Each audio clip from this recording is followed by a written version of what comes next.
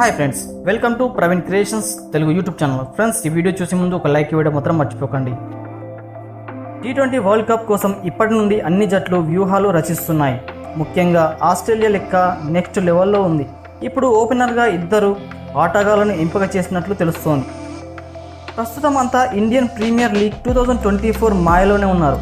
అంత పొట్టి cricket మజాని enjoy చేస్తున్నారు. కానీ అసలు సమరం ఇంకో నెలలో షురు కాబోతోంది అనే విషయాన్ని మర్చిపోతున్నారు. ఇప్పుడు కలిసిపోయి బాయ్ బాయ్ అన్నట్లు ఉన్నా కూడా అసలు క్రికెట్ మాత్రం అప్పుడే మొదలవుతుంది. ఈ ఐపీఎల్ ఇప్పుడు అన్ని క్రికెట్ టీమ్స్కి ఫామ్లోకి రావడానికి, T20 ప్రాక్టీస్కి, బౌలర్లను ఎదుర్కోవడానికి ఒక మంచి ప్లాట్ఫామ్ అని చెప్పొచ్చు. ఇలాంటి తరుణంలో ఆస్ట్రేలియా జట్టు చాప కింద నీరులా బలంగా మారుతోంది. జట్టు ఏదైనా కూడా వాళ్ళ ఆటగాళ్లు విజృంభిస్తున్నారు. ఇలాంటి తరుణంలో ఆ ఇద్దరితోనే ఆస్ట్రేలియా జట్టు ఓపెనింగ్ చేయబోతుందనేది అంటూ వార్తలు వినిపిస్తున్నాయి.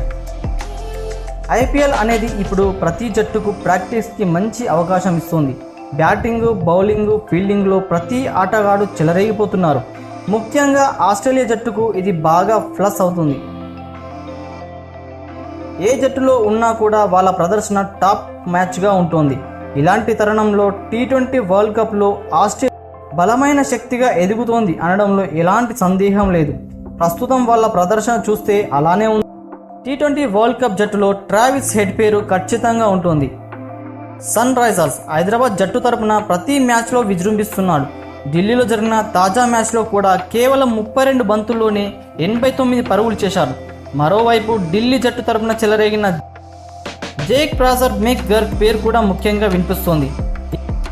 ఈ కుర్రాడు కూడా ఆస్ట్రేలియా జట్టు తరపున T20 వరల్డ్ కప్ టీంలో ఉన్నాడని చెప్తున్నారు. అంతేకాకుండా ఇంకో వార్త ఒకటి సోషల్ మీడియాని షేక్ చేస్తుంది.